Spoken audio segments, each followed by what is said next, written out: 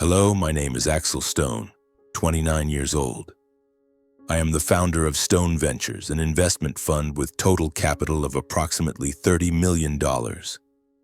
I live in Minnesota, a place of vast forests and shimmering lakes that look like paradise. This is not only my hometown, but also the place that holds my most beautiful memories and my deepest wounds. I am the son of a renowned lawyer, a man respected by the entire city of Minneapolis. But to me, he is not a hero. Rather, he is a large shadow that has always weighed heavily on my life.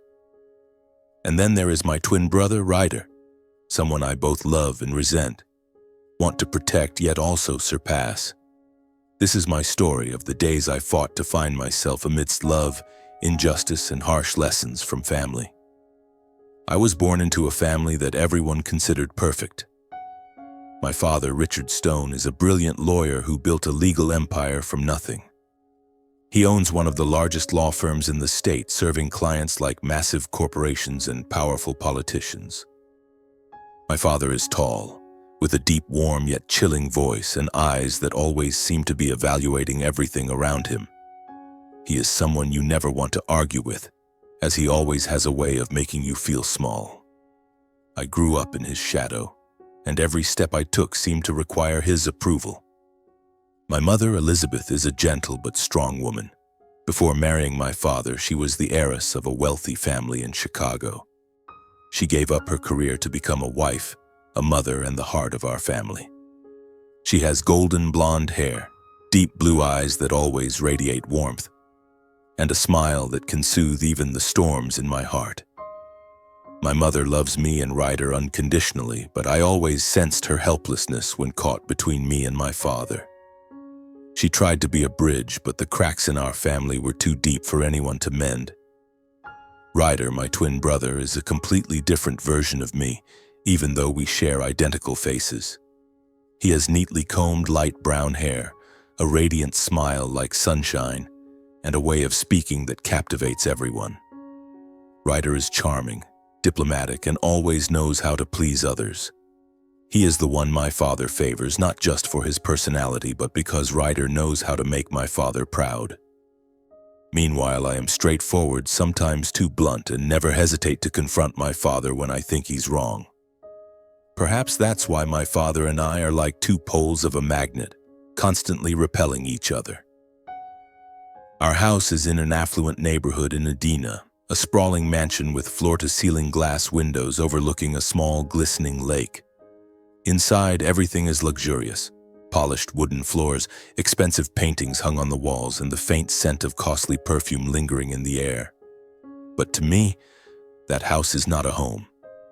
It feels more like a stage where each family member plays a role, and I am always the odd one out. When we were young, Ryder and I were inseparable, like two sides of the same coin. We played together in the backyard, built sandcastles by the lake, and dreamed of grand adventures. But as we grew older, I began to notice the differences between us. Ryder always knew how to make my father laugh, make my mother proud, and win everyone's affection. He could tell a well-timed joke or say sweet words that melted hearts. I couldn't. I preferred to speak the truth even if it hurt someone. My father called it stubbornness, but I called it honesty. I remember one time when I was about 10 years old, my father hosted a grand party at our house to entertain his business partners. Ryder went around, shaking hands with everyone, flashing his perfect smile and telling amusing stories he'd picked up somewhere. The guests burst into laughter, patted his shoulder, and said he would grow up to be an outstanding man. Meanwhile, I sat in a corner of the room reading a book about the stock market I'd borrowed from the library. My father passed by and looked at me with disappointment. "Axel, why aren't you out there talking to people? Are you going to sit here all night like some eccentric?" I looked up and replied, "I don't like pretending, Dad." He shook his head, walked away, and I felt my heart constrict. My mother was the only one who understood me. After that party, she sat beside me on the sofa, stroked my hair, and said, "You don't have to be like anyone else, Axel. You are you, and I love you for that." Her words were like a small flame, warming my heart during the coldest days. But no matter how hard she tried, I still felt like an outsider in my own family. My happiest moments weren't in that luxurious house, but at my grandparents' small log cabin near a forest in northern Minnesota. My grandfather, Henry, was once a lumberjack, a tall man with rough hands and a warm smile. He had silver white hair and bright eyes that seemed to hold an entire world of secrets. He loved me, not because I was talented or charming, but because he saw a part of himself in me. Strength, honesty, and a touch of stubbornness. Every summer, Ryder and I were sent to our grandparents' house for a few weeks. For me, it was paradise. I woke up at dawn, followed my grandfather into the forest where he taught me how to identify trees, listen to the wind, and find my way home when lost. He told me stories about the deep woods, lone wolves, and men who fought their inner battles to find meaning in life. "Axel," he once said, "life is like a forest. Sometimes you'll get lost, but if you keep your heart true, you'll always find the light." Ryder, on the other hand, didn't like the forest. He preferred staying indoors, playing chess with our grandmother or telling funny stories to make her laugh. He always knew how to make her happy, and I didn't blame him for that. But sometimes I felt jealous. Ryder could make people love him effortlessly, while I had to fight every day to be acknowledged. My grandmother, Margaret, was a petite but strong woman. She wore her hair in a high bun, had warm brown eyes, and a voice as soothing as a lullaby. She loved both of us, but I knew she worried about me more. "Axel, you have a big heart," she once said, "but you need to learn to protect it. Not everyone will understand you." Her words were like a prophecy because as I grew older, I realized my family wasn't a place where I could find peace. When Ryder and I turned 15, the tension between me and my father became more pronounced. One evening during a family dinner, my father announced that he wanted us to attend a prestigious boarding school in Boston. I objected immediately. "I don't want to leave Minnesota, Dad.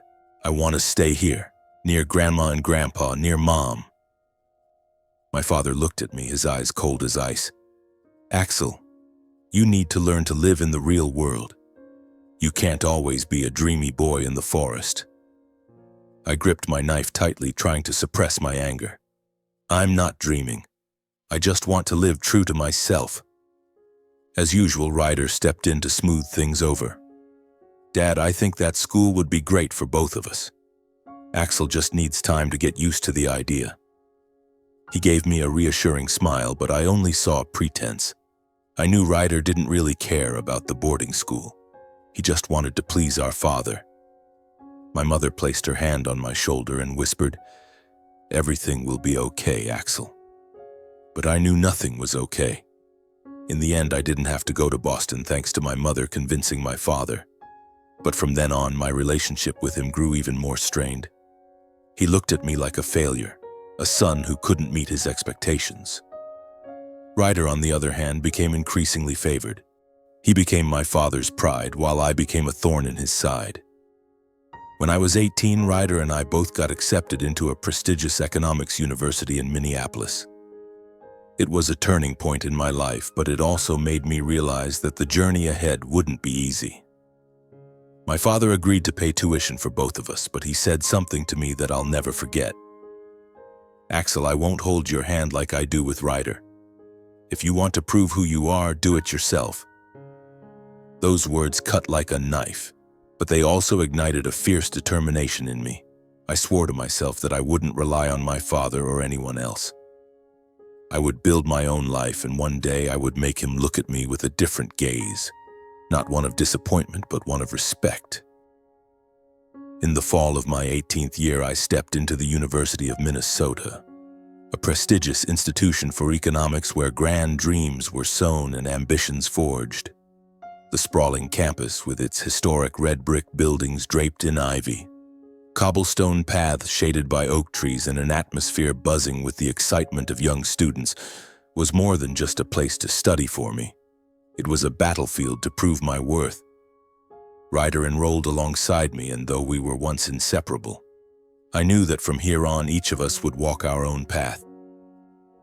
Our father paid tuition for both of us, but his support for me ended there. For Ryder, he provided a monthly allowance, bought him a new car for easy commuting, and even introduced him to some of his business connections. Ryder needs relationships to succeed, my father said during a family dinner, his tone casual as if it were obvious. I sat across from him, gripping my glass tightly, trying to suppress the rising anger. "What about me, Dad?" I asked, my voice slightly trembling. He looked at me, his eyes cold. "What do you want, Axel? I've paid your tuition. Don't ask for more." My mother placed her hand on my thigh under the table, a silent gesture as if to say she understood. But her comfort couldn't erase the feeling of abandonment. I knew my father didn't believe I could succeed. He thought I was too rigid, too stubborn, and not savvy enough to survive in the volatile world of business. And I was determined to prove him wrong. I began my college journey with a mindset different from Ryder's. While he joined student clubs, attended lavish parties, and built a network of connections, I threw myself into studying and working part-time. I found a job at the university library, shelving books and helping students find resources. The job wasn't glamorous, and the pay barely covered my food and textbooks, but it gave me a sense of freedom. I didn't need to ask my father for money or bow to anyone. Every evening, I sat in a corner of the library, reading books on the stock market, financial analysis, and investment strategies. Numbers, charts, and market trends became my world, a place where I could control things and no one judged me. Ryder, in contrast, lived a far more dazzling life. He quickly became a star among student groups, always invited to important events, and even selected by a renowned economics professor to be a research assistant. I overheard people whispering about him in the hallways. "Ryder Stone is truly talented. He's going to make it big." Each time I heard those words, I felt a mix of pride and bitterness. Pride because Ryder was my brother.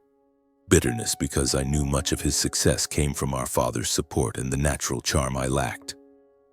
One winter evening during our freshman year, Ryder and I sat across from each other in the campus cafeteria. Outside, snow fell heavily, blanketing the campus in white. Ryder wore an expensive cashmere sweater our father had given him, while I had on an old, worn-out jacket. He looked at me, flashing his familiar smile. "Axel, why don't you join the Young Entrepreneurs Club with me? There are some people worth meeting. They could help you later." I took a sip of my cold coffee and replied, "I don't need those connections, Ryder. I want to do things on my own." He shrugged, smiling lightly. "You're so stubborn. I just want what's best for you." I knew Ryder didn't mean any harm, but his words felt like a slap. He didn't understand that I didn't want to follow his path, the one paved by our father where everything came easier.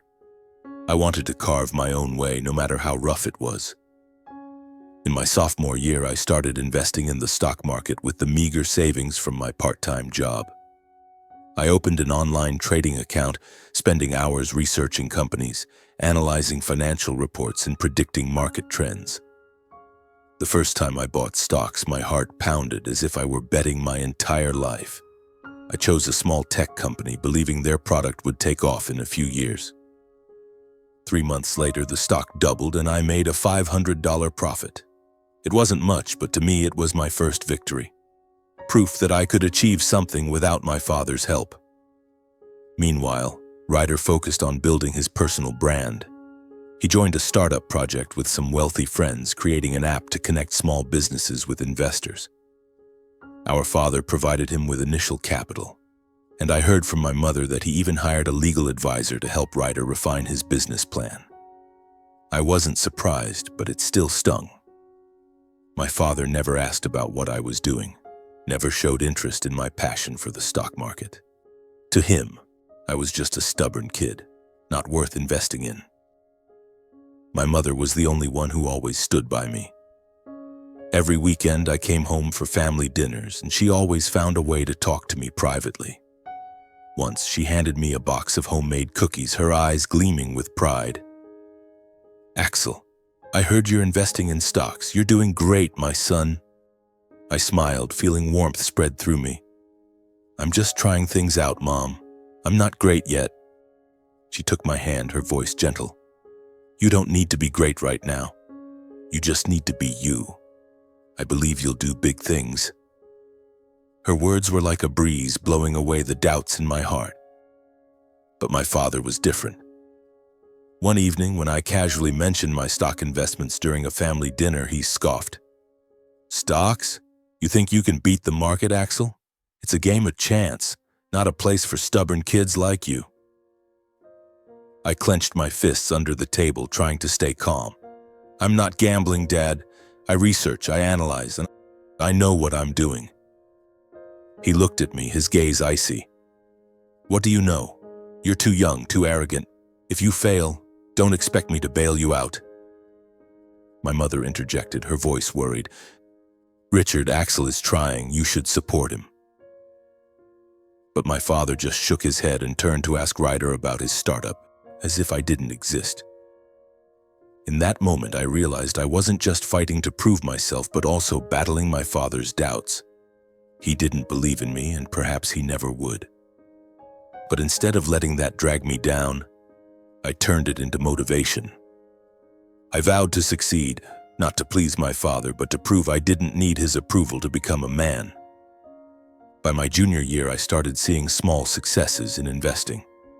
I built a stock portfolio worth $5,000, mostly from profits of previous trades. I also joined an investment club at school where I learned from other students and shared my knowledge. For the first time, I felt like I belonged somewhere, where people respected me for my skills, not my last name or connections. A professor in the club, Mr. Thompson, noticed my potential. One afternoon, he called me into his office and handed me a book on value investing. Axel, you have good instincts, he said. But to succeed, you need patience. Don't let emotions drive you. I nodded, feeling like I'd found a mentor. Meanwhile, Ryder continued to shine. His startup caught the attention of a venture capital fund, and he appeared in a student newspaper with the headline, University of Minnesota Student and His $1 Million Dream. I read the article in the library, my heart torn between pride and envy. Ryder wasn't just succeeding. He was doing it effortlessly, as if everything was preordained. I wondered if I was on the wrong path, if my persistence was just foolishness. 4 years of college passed in a blink, and Ryder and I both graduated with honors. On graduation day, I stood among the crowd, watching my parents clap from the stands. My mother beamed with a radiant smile, while my father only nodded slightly, his face expressionless. After the ceremony, he patted Ryder's shoulder and said, I'm proud of you, son. Then he looked at me and said only, Good job, Axel. Nothing more, nothing less. I forced a smile, but inside a storm raged. I had done everything to prove myself, but to my father, I was still a faint shadow next to Ryder. That evening at the graduation celebration at home, my father called Ryder and me into his study. He sat behind his large wooden desk, hands clasped, his tone serious. Ryder, I'll support you in starting your company, $1 million plus advice from my partners. You're ready to step into the real world. Ryder nodded, his eyes gleaming.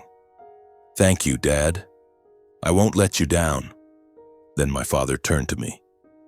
Axel, what do you want to do? But whatever it is, remember, I won't support you. You have to stand on your own, as you've always said. I looked him straight in the eye, my voice firm. I'll work in the stock market. I don't need anything but myself. My father raised an eyebrow as if surprised by my confidence. Good, but don't expect me to save you if you fail. I nodded, walked out of the room, feeling both relieved and hurt. My father didn't believe in me, but I didn't need him to. I believed in myself, and that was what mattered most.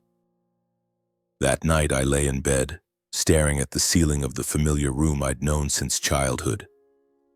The white-painted walls, the bookshelf filled with finance books, and the wooden desk where I'd spent countless hours studying the stock market. All were familiar, but now they felt like relics of a closed chapter. I knew I couldn't stay in this house any longer. Not because I hated my father or because I didn't love my mother and Ryder, but because I needed a space to breathe, to become the Axel Stone I wanted to be. Not the version my father expected, nor a shadow of Ryder. The next morning I packed my things. Just an old suitcase, a few clothes, my laptop, and a stack of investment books. My mother stood at the door of my room, her eyes red. "Are you sure you want to go, Axel?" she asked, her voice trembling. I nodded, trying to keep my voice steady. "I need to do this, Mom. I can't stay here and feel like I don't belong." She hugged me tightly, her warm breath on my shoulder. "You'll always have me no matter where you are," she whispered. I knew my mother loved me, but her love couldn't bridge the gap between me and my father. My father wasn't home when I left. He was at his office as usual, busy with multi-million-dollar lawsuits. I wasn't surprised, but I still felt a sharp pang in my heart. I left a note on the dining table. "I'm leaving to find my own path. Thank you, Mom and Dad, for everything." I wasn't sure if my father would read it, but I needed to do it as a way to close the old chapter of my life. I rented a small apartment in downtown Minneapolis near the financial district. The apartment was barely 40 square meters with a cramped bedroom, a worn-out kitchen corner, and a window overlooking a noisy street. The walls were peeling. The wooden floor creaked with every step, but to me it was paradise. For the first time in my life, I had a place that was mine, where I didn't have to live up to anyone's expectations. The savings from my college part-time job could only sustain me for a few months. I knew I needed to find work immediately. I sent resumes to dozens of securities firms, from large corporations to small investment funds. But the job market wasn't kind to a fresh graduate like me. Most companies required experience, which I lacked, or connections, which I refused to seek through my father or anyone else. I got a few interview calls, but most ended with polite rejections. "You have potential, but we need someone with more experience." Those early days in Minneapolis were tough. I lived on instant noodles, cheap coffee, and restless sleep. Every morning I woke up at 5 a.m., sat in front of my laptop to analyze the market, hoping to make a little money from my small investment portfolio. But the market didn't always favor me. Once I bet on an energy company, believing its stock would rise. Then an unfavorable report came out and I lost nearly $1,000, enough to cover 2 months' rent. I sat in my cold apartment, staring at the red screen, feeling like the world was mocking me. But then I took a deep breath, remembering my grandfather's words. "The forest is never easy, Axel, but you have to keep going." After 3 months of persistence, I finally got a job offer from a small securities firm called Blue Wave Investments. The position was only an analyst assistant, with a salary just enough to get by, but it was a first step. On my first day, I wore an old suit, looked in the mirror, and told myself, "You can do this, Axel." The company was in a modern glass building filled with men and women in suits hurrying about. I felt out of place, but also excited. This was my world where I could prove my worth. The job wasn't as glamorous as I'd imagined. I spent most of my time entering data, running simple financial models, and doing miscellaneous tasks for senior analysts. But I learned a lot: how to read earnings reports, assess risks, and stay calm when the market crashed.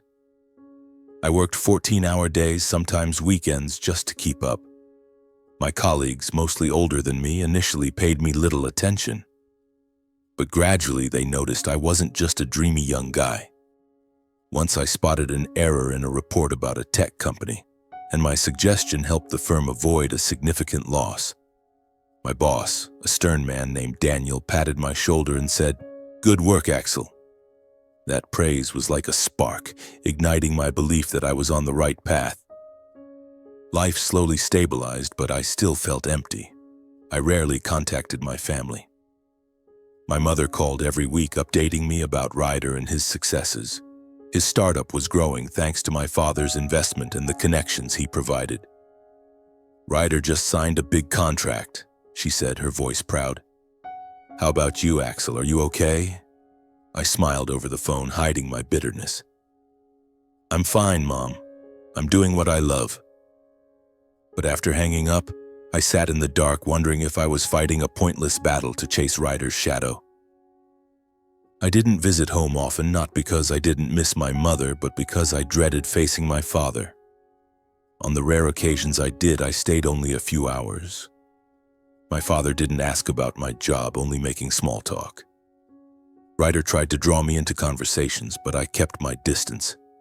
I didn't blame him, but I couldn't stand the feeling of being compared, even unintentionally. Instead, I frequently visited my grandparents. Their small log cabin, nestled among endless pine forests, was the only place I felt at peace. But each visit I noticed my grandfather growing weaker. He was still tall, still had his warm smile, but his steps were slower and he coughed often when it was cold. My grandmother said he had chronic pneumonia, a consequence of years as a lumberjack and biting cold. I was worried, but he always brushed it off. "Don't look at me like that, Axel," he said, laughing hoarsely. "I'm old. Sickness is normal, but I'm proud of you. You're living true as I taught you." Afternoon at my grandparents' house, my grandfather and I sat by the fireplace, listening to the crackling wood. He told me old stories about the deep forest, about the days he fought to provide for his family. "You're like me, Axel," he said once, his eyes gleaming. "You have a strong heart, but it's also vulnerable. Don't let the world make you forget who you are." I nodded, feeling a deep connection with him. My grandfather wasn't just family, he was my mentor, my guide. One freezing winter day while I was at the office, my grandmother called. Her voice trembled. "Axel, your grandfather, he's very weak. Can you come?" I dropped everything and drove 3 hours from Minneapolis to their house. When I arrived, my grandfather was lying in bed, his face pale, his breathing labored. I held his hand, feeling the roughness of the fingers that once taught me to hold an axe, to read tracks in the forest. "Grandpa," I whispered, tears welling up. He smiled weakly. "Don't cry, Axel, you're a strong man. Keep your heart true as I taught you." I nodded, but my heart felt like it was shattering. A few days later, my father decided to have my grandfather admitted to the hospital for medical care, despite knowing my grandfather didn't want it. My grandmother, my father, and my mother took turns staying with him. I visited every evening after work. About 2 weeks after his admission, my grandfather passed away. The night he left, I sat by the hospital window watching the snow fall, feeling like the world had collapsed. He was the only one who always believed in me, who saw the real me. Losing him felt like losing a part of my soul. The white snowflakes swirled outside the glass, falling onto the quiet streets of Minneapolis, and I wondered if he was out there somewhere, in the wind, in the forest, watching me as he did when I was a child. I clutched the wooden necklace he gave me when I was 10, a piece of pine carved with a wolf, a symbol of resilience and freedom. "You're a wolf, Axel," he once said. "Don't let anyone cage you." The days that followed were like a haze. Work at Blue Wave Investments continued, but I went through the motions like a machine. I analyzed reports, entered data, attended meetings, but my mind kept drifting back to the wooden cabin in the forest, to my grandfather's hoarse laugh, to the afternoons he taught me how to read animal tracks. Every time I thought of him, my chest tightened, as if someone were squeezing my heart. 4 days after my grandfather passed away, my grandmother called, her voice frail but trying to stay composed. "Axel, can you come? We're preparing for your grandfather's funeral." I took a few days off work and drove to the wooden house in northern Minnesota. The familiar road, lined with towering pines and the faint scent of resin, now carried an indescribable sadness. When I arrived, my grandmother stood on the porch, her eyes red but still wearing a gentle smile. "You're here," she said, hugging me tightly. I held her close, feeling the fragility of her body. My grandmother was always strong, but I knew that losing my grandfather meant she was enduring a silent pain. My grandfather's funeral was held in a small church near the forest. The air was freezing and everyone's breath formed white clouds in the sky. My family was there in full. My mother, her face somber but trying to remain calm. Ryder in an elegant black suit, his eyes pensive, and my father standing tall, his face devoid of emotion. Townspeople also came, those who had worked with my grandfather, who had listened to his stories by the fireplace. They hugged me, offered words of comfort, and shared memories of him. The strong lumberjack, the man who always helped others without expecting anything in return.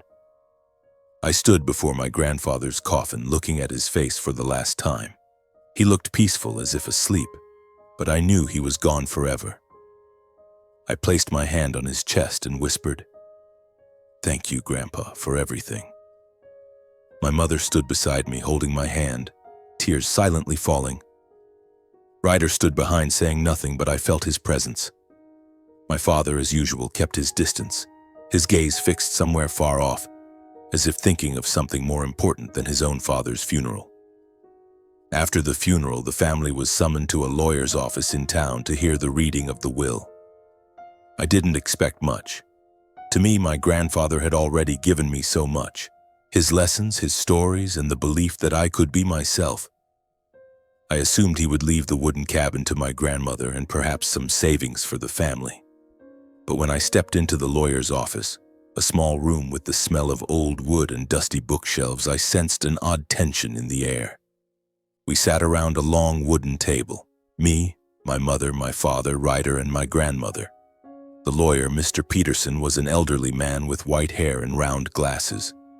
He opened a brown envelope, his voice steady as he began to read. This will was drafted by Mr. Henry Stone on October 15, 2020, in the presence of 2 witnesses. I gazed distractedly out the window where pine branches swayed in the wind until Mr. Peterson's voice sharpened. The entirety of Mr. Henry Stone's investment portfolio, currently valued at approximately $5 million, is bequeathed to Axel Stone. The room seemed to stop breathing. I turned, feeling the blood rush to my head. $5 million? My grandfather had an investment portfolio? I had never heard him mention it. I looked at my grandmother, hoping for answers, but she only smiled faintly, as if she had known all along.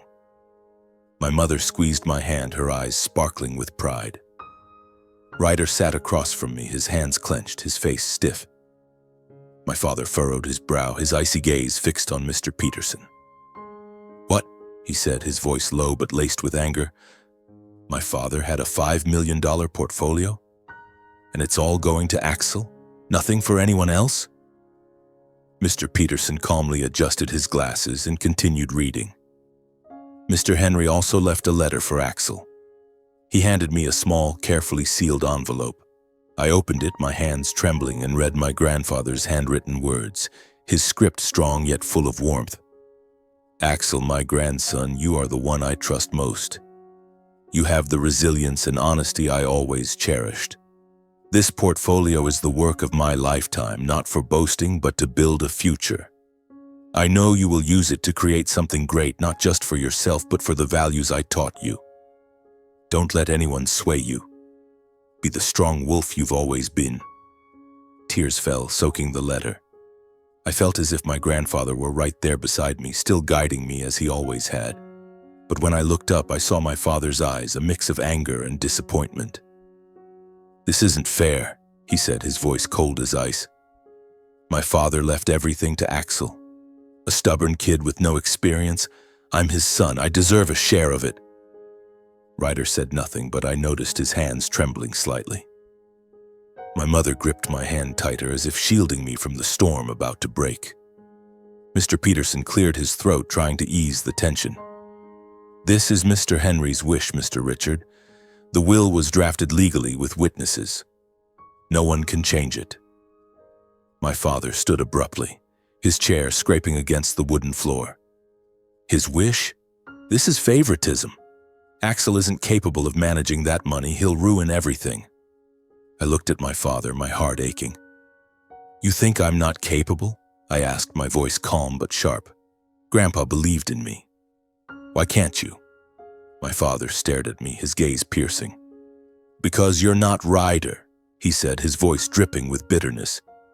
"You don't have the finesse, the vision. You're just a stubborn kid and my father was wrong to put his faith in you." His words cut like a knife, slicing deep into my heart.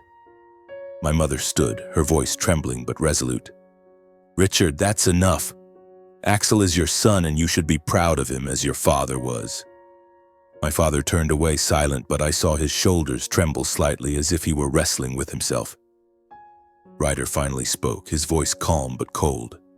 "Congratulations, Axel. You deserve it." But his eyes didn't match his words.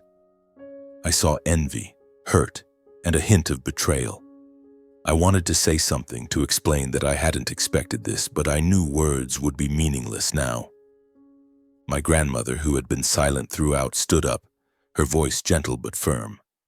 "Henry chose Axel because he saw the boy's heart. You may not understand, but respect his decision."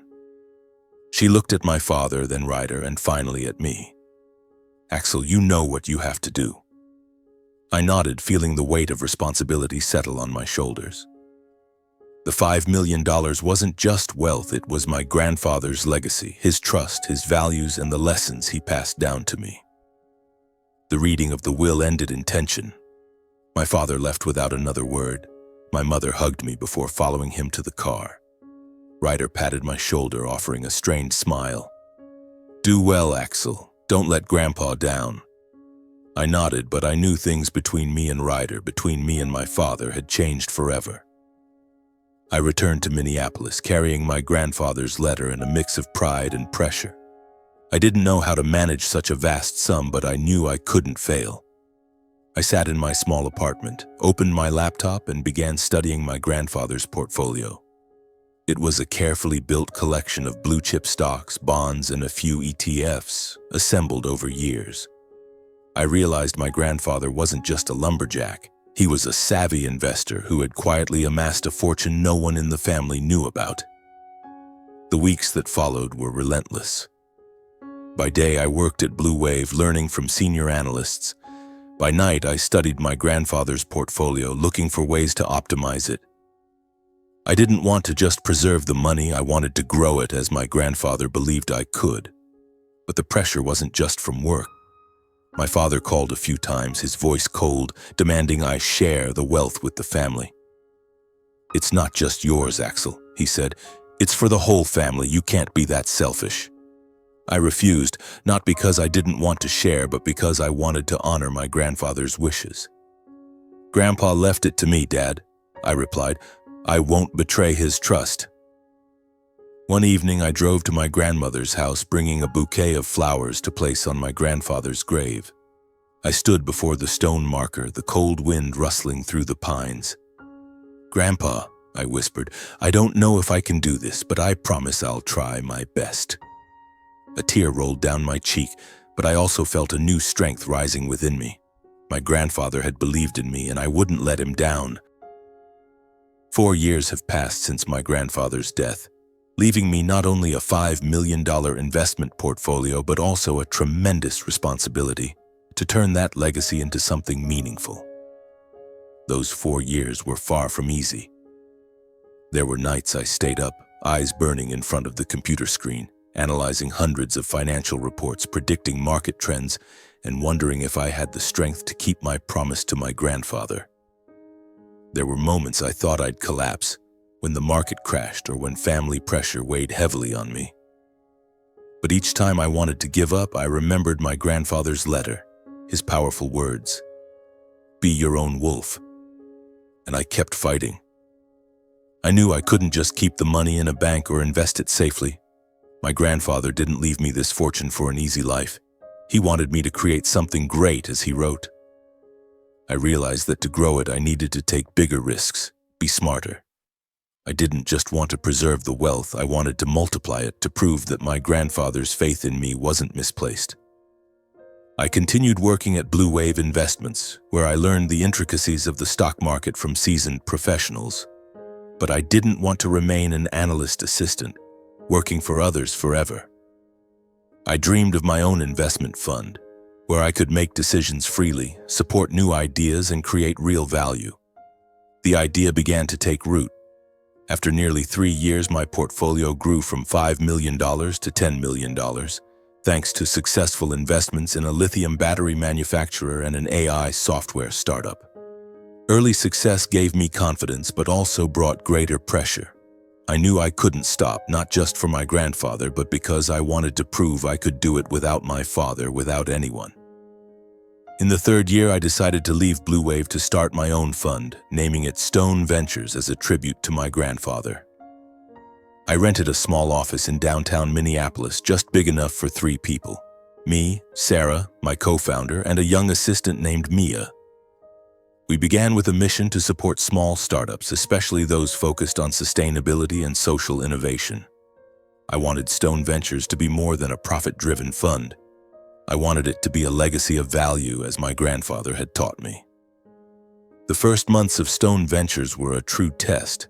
I had to find investors myself, pitch to people far more experienced, and compete with larger funds. Some meetings ended in blunt rejections with comments like, "You're too young, Axel. Your fund has no track record. Why should we trust you?" But I didn't give up. I remembered the days my grandfather led me into the forest, teaching me that the hardest paths often lead to the most beautiful places. I refined my plans, sought out promising startups, and built a reputation. Gradually, Stone Ventures gained attention. A startup we invested in, producing recycled materials, won a national award, drawing media interest. An article in Forbes called Stone Ventures a young fund with far-reaching vision. And I began receiving partnership offers from major investors. By the end of the 4th year, our portfolio had grown to over $30 million, a figure I hadn't dared dream of when I started. But more than the money, I was proud of building something that was mine, something no one could take away. In those 4 years, I kept my distance from my family, not because I didn't love them, but because I needed to protect my heart. My father stopped calling to demand I share the inheritance, but whenever we spoke, he always mentioned Ryder, subtly comparing us. "Ryder just opened a new branch in Chicago," he said during a rare family dinner I attended. "His company's growing fast. How about you, Axel?" I gave a faint smile, replying, "I'm fine, Dad. My work's going well?" But I didn't share details. I didn't want my father to view me through Ryder's lens or judge me based on what he thought I should do. My mother was the only one I stayed in regular contact with. She called weekly, sent me homemade cookies, and always asked about Stone Ventures. "You make me proud, Axel," she said once, her voice warm over the phone. "I know you'll do great things." Her words were like a breeze, soothing the wounds in my heart. I also visited my grandmother often, bringing flowers to my grandfather's grave and sitting with her, listening to her stories about him. My grandmother grew frailer, but her eyes still sparkled when she looked at me. "You're Henry's pride," she said, holding my hand. "Never forget that." Ryder, meanwhile, continued to shine in his world, at least outwardly. His startup and app connecting businesses had raised tens of millions from investors. My father constantly boasted about Ryder at family gatherings, calling him the heir of the Stone family. But through my mother, I learned Ryder was struggling. He expanded his company too quickly, lacking a long-term vision, and some investors were pulling out. I wasn't pleased to hear this, but I wasn't surprised. Ryder was always skilled at building an image, but he relied too much on my father and connections instead of facing challenges himself. One autumn afternoon, while I was at Stone Ventures' office reviewing a new startup's file, my phone rang. It was my mother. "Axel, your father wants to meet you," she said, her voice tinged with worry. "He says it's important." I frowned, sensing something ominous. "What's it about, Mom?" She hesitated. "I'm not sure, but it's about Ryder. His company's in trouble." I fell silent, feeling a storm approaching. "I'll come," I said, though I dreaded the confrontation. That evening, I drove to the old house in Edina. The mansion was as it always was, with large glass windows and warm golden lights, but it no longer felt like home. My father sat in his study behind the familiar wooden desk. Ryder was there, looking more tired than I remembered. He was still handsome. but his eyes lacked the radiant spark of before. My mother stood near the door watching me with concern. My father got straight to the point. At Ryder's company needs capital. A major investor just pulled out and we need to fill the gap. He looked at me, his eyes no longer cold but carrying a hint of pleading. You have Stone Ventures. You can help Ryder. I looked at my father, then at Ryder, my heart pounding. You want me to invest in Ryder's company? I asked, my voice calm but sharp. Ryder spoke, his voice hoarse. Axel, I know we're not as close as we used to be, but I need you. This company is everything I have. I looked at him, seeing the desperation in his eyes, and part of me wanted to help. But another part, the part that had endured my father's favoritism, the constant comparisons to Ryder, couldn't stay silent. Ryder, I don't blame you, I said. But you had Dad, you had connections, you had everything I didn't. Now you want me to save you? Do you think that's fair to me? My father slammed the desk, his voice furious. Axel, don't be selfish. This is family. You have $5 million inherited from my father, and you can't share a little with your brother? I stood looking straight into his eyes. That's not your money or the family's. It's Grandpa's legacy, and he trusted me with it. I've grown it with my own effort. I don't owe anyone anything. The room's atmosphere was thick, ready to explode. My mother stepped forward, placing a hand on my shoulder. Axel, calm down. We can talk. But I shook my head, turning to Ryder. I'll introduce you to a financial advisor. They can help you restructure your company, but I can't invest, Ryder. You need to stand on your own like I did. Ryder nodded, his eyes a mix of gratitude and hurt. My father looked at me, his gaze full of disappointment. You're not the man I thought you were, Axel, he said. I gave a faint smile. I don't need you to think I'm anyone. I know who I am. I left that house feeling both relieved and pained. I had chosen to protect my grandfather's legacy, to protect myself, but I knew I'd lost a part of my family. On the drive back to Minneapolis, I pulled over by a forest, stepped out and stood under a starry sky. The wind carried the familiar scent of pine. I closed my eyes, feeling as if my grandfather were somewhere out there, smiling at me. I'm doing the right thing, Grandpa, I whispered. I'll keep going. Over the past 4 years, I didn't just grow my grandfather's wealth, I grew myself. Stone Ventures isn't just an investment fund, it's proof that I can stand tall despite my father's doubts, my rivalry with Ryder, and life's challenges. I've become the wolf my grandfather always believed I could be. Strong, honest, and free. And now, as I sit here recounting my life story with its scars and pride, I hope you find a spark of inspiration from the days I fought. I don't expect you to follow my path, but I wish you the courage to be yourself, the resilience to weather storms, and the faith to walk the road you choose no matter how rough. Live true like a wolf in the forest and never let anyone extinguish the fire in your heart.